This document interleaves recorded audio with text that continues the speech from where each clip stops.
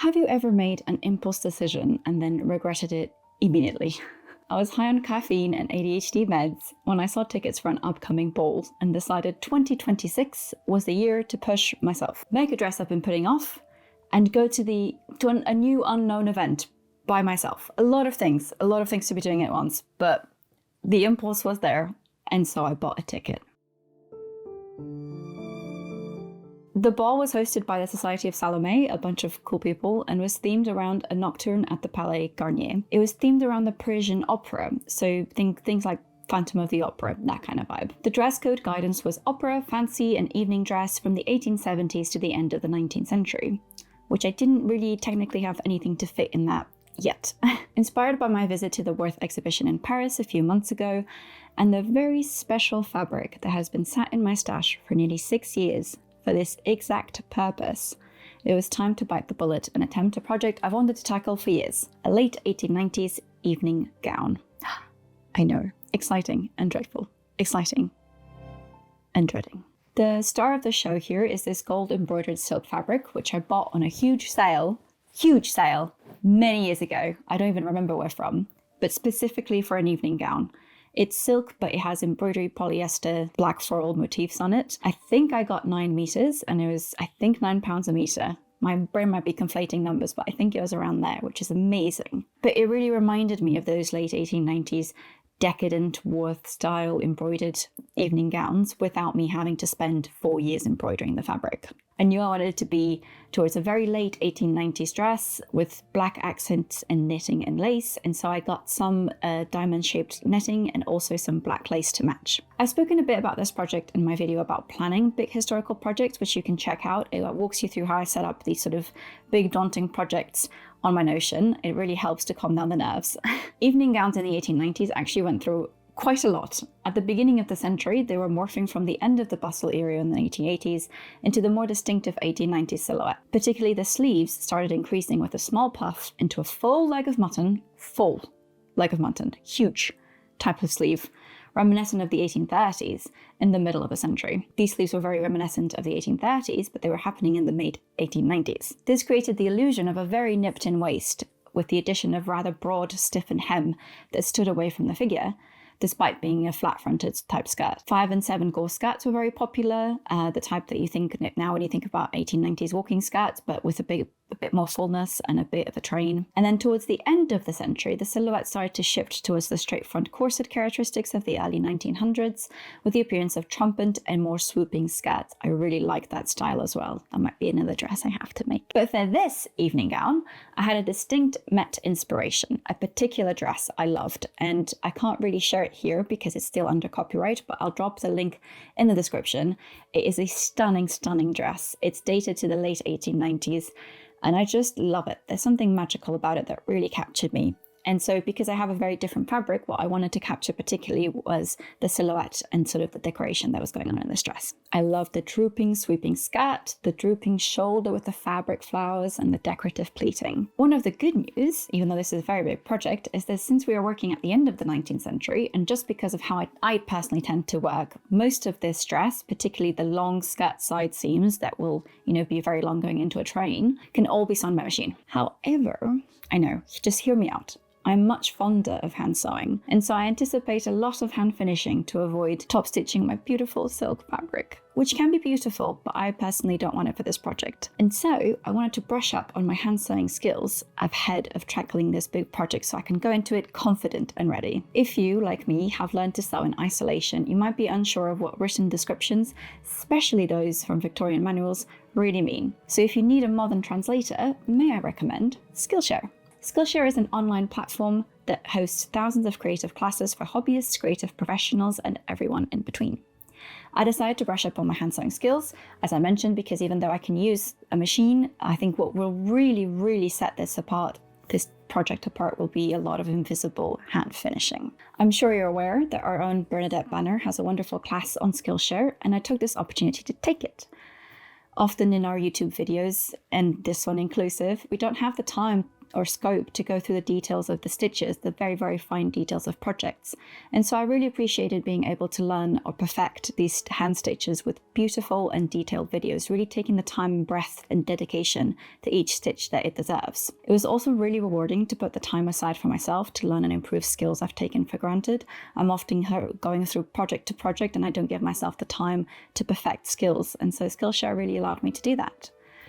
Skillshare has creative classes taught by world-class creatives beyond sewing, like professional illustrators, renowned graphic designers, and successful entrepreneurs. It is the best place to learn a creative skill or pick up a new hobby.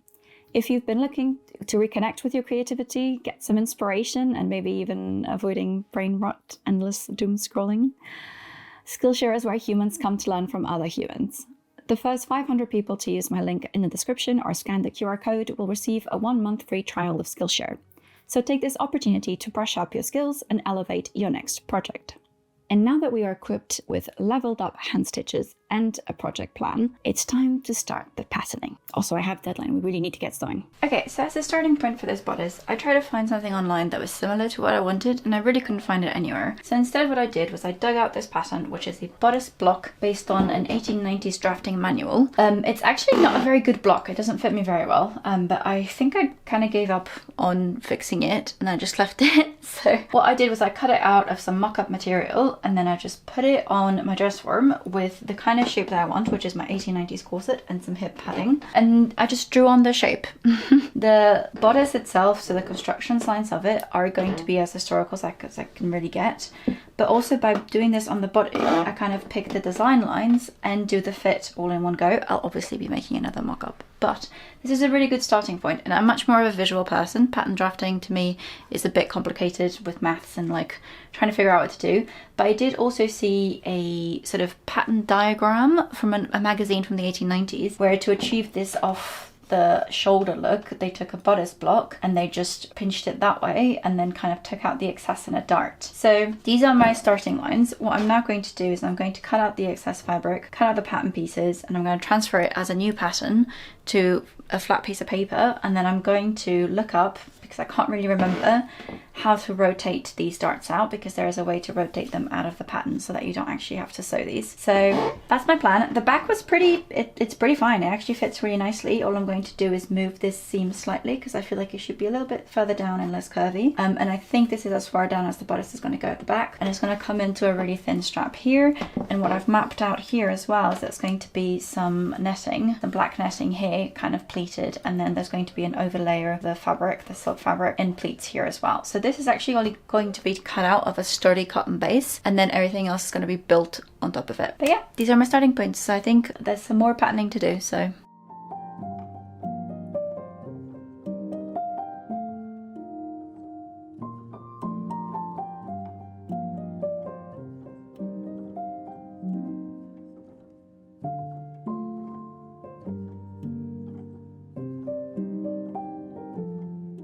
there's been a lot of late night sewing, and I honestly cannot for the life of me remember the last time I made an on-camera update. So here it is. I've started working on the bodice. After I made the mock-ups, I made the fitted lining, which is cut out of a plain cotton drill, and it has two fitting darts here, and then it's got the back, which has these curved princess-like seams, and the closure will be at the center back. However, for the front, I noticed that a lot of these sort of late 19th century evening gowns didn't have visible fitting darts. I know there are darts in there because that's how you fit, but I noticed that they're probably hidden in the fitted lining rather than the top layer, and so I kind of wanted to try and see if I could recreate that with minimal effort. So what I did was I got a piece of fabric and I draped it on the bias so that the selvage was actually aligned. You could kind of still see it here. The selvage was aligned with this strap, and then this will be on a 45-degree angle all the way across, and then I just very gently smoothed it out over the fitted lining, and you can see that there's some rippling here because that still hasn't been quite eased enough, but I think this was quite successful and it's pretty smooth. So what I'm going to do now, I didn't do that for the back by the way, I just cut out the normal pieces and seamed them as usual and basted it to the fitted lining. What I'm going to do now is baste this to the fitted lining. The seams, particularly the shoulder and the side, are just going to be turned on the raw edge, and I think I'm just going to prick stitch it into place, but then I'm going to try it on, because what I want to see is that there's no, like, the fabric isn't resting adjusting weirdly, and it also won't look wrinkly when it's worn. So that's my next step, and then after that I can start draping the more decorative bits of pleating that I want here at the front, particularly of the black net that I've ordered, and also of a matching fabric beneath it. Once that's done, I can work on finishing the straps. I'm going to finish everything with facings because I think they'll just be the easiest and most straightforward, unless they turn under easily, but I don't know, we'll see. And otherwise, I think that's it for your update for now. There's a bit of like hand sewing and bits to do, but it's looking very promising and I'm excited, but I also have a deadline, so I need to get going.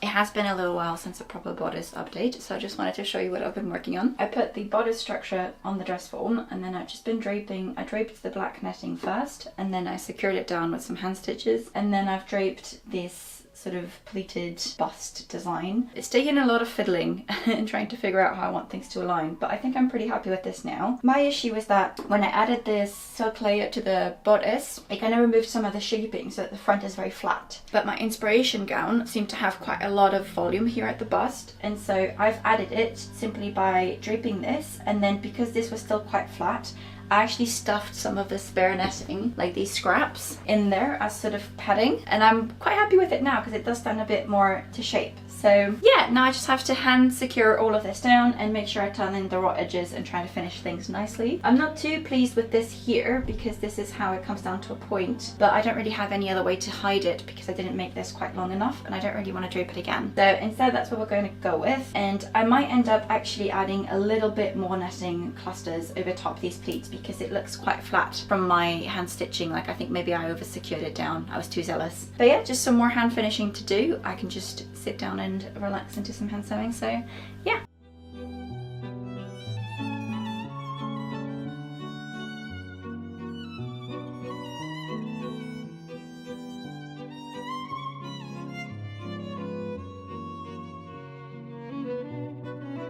So before I actually draped the final fabric on my bodice lining, I wanted to cut out the skirt because the skirt is what's going to take up like 90% of the fabric. So I wanted to make sure that I could, you know, be smart about how I use the stuff for the bodice because I could get away with using scraps. So for this, I wanted to test out the shape first because I haven't really done a full train skirt like this before. And so what I did was I took my favorite pattern from the Keystone skirt draper, I think is the full title, which I can link down below. It's a pretty available resource, and I made the cutest little quarter scale pattern, trying to hold all the pieces so you can see, but I made it in quarter scale. I don't actually have a quarter scale dress form. Some people have them, they look really cute, but I'd never really done this before because with skirts I usually just wing it, but because this is really nice fabric I decided to try it. So this was the pattern I came up with. So this is just the basic walking skirt that's described there, but in the bell shape, and then I did add a little bit of a sweep here, and then I cut it out of calico and I just taped all of the seams together and I pleated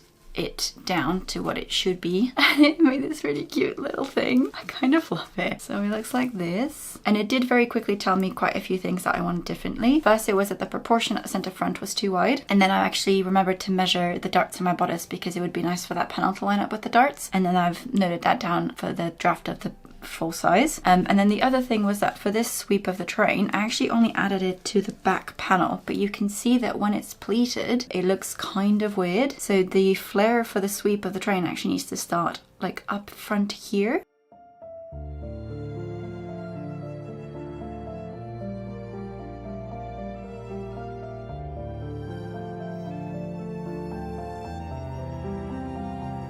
Okay, so let's talk about skirt facings, hem facings, and why they matter. There's a lot of different ways to hem a skirt. The way I particularly like doing these historical skirts over the years is that I like to apply a skirt hem facing. This is period accurate. There's loads of skirts with facings. There's also loads of skirts with just a turned up hem. So it's really up to what you prefer. But what I like about this is that adding a skirt hem facing means that you can add structure at will with whatever resources you have. So what a skirt hem facing is a strip of fabric that you sew right sides together to the outside of the skirt, and then you flip it to the inside, thus hemming the raw lower edge of the skirt. The top edge of the facing then needs to be secured down. Usually I turn the raw edge under and stitch it by hand or stitch it by machine if I've got some trim to cover it or something, or if you don't mind top stitching. But what it is a great opportunity to add some stiffening to the hem. And the reason why this is a really good idea for historical skirts is that because it really helps the shape hold. Depending on how many petticoats and things you have underneath, some fabrics may need more support than others. And so for this skirt in particular, I am doing an interlined facing. So I've got this plain cotton that I've cut into strips. These strips are on the bias, and this is because my skirt has a very circular shape to the bottom of it. And this means that when you're sewing a facing to it, if it's cut on the bias, the fabric has more stretch. And as you can see, when I stretch it,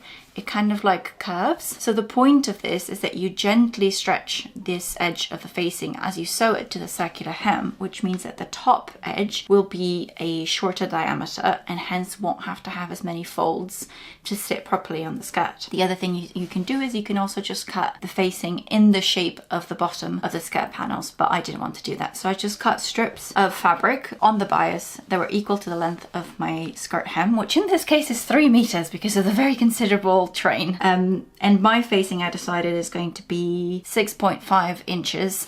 This is just because it felt right, but also conveniently it is the width of my quilting ruler, which means that when I was marking out the strips, I could just cut the strips like this. Sometimes convenience is right. And then I also cut strips on the bias of tarlatan, and this is because while this cotton is nice and it has a good weight, I think the skirt shape just needs a little bit more support. And so what I'm going to do is I'm going to sew the tarlatan to the skirt hem in the exact same way, like this. But you might notice that my tarlatan is slightly narrower, and this is because it's actually going to be my seam allowance guide. So when this lower edge here is sewn to the skirt hem, I can fold the top edge of the facing over the tarlatan and sew it down without having to mark it. That was just a neat little trick to make my work a little bit easier. The other thing I'm also going to do, which is something I've done for a couple of skirts, is I'm going to add a little piece of cording to that hem seam allowance, and that just helps add it a little bit of oomph. I'll show it when I'm sewing because I think it'll make a bit more sense. But yeah, that's why I would recommend adding a skirt hem facing to these kinds of skirts. It just helps build out that body, especially if your fabric doesn't have a lot of body or just needs a little bit more weight to really kick out. Because one of the things that happens sometimes is due to the weight of the skirt, because a lot of these skirts have a lot of fabric, like a 6-meter hem, that's a lot of fabric. So it just needs something to sort of hold it out a bit more. So now I'm just going to pin it to the bottom of the skirt, and then I'm going to sew it by machine, press it to the inside, and then decide whether I have to hand sew 6 meters or not. Let's see.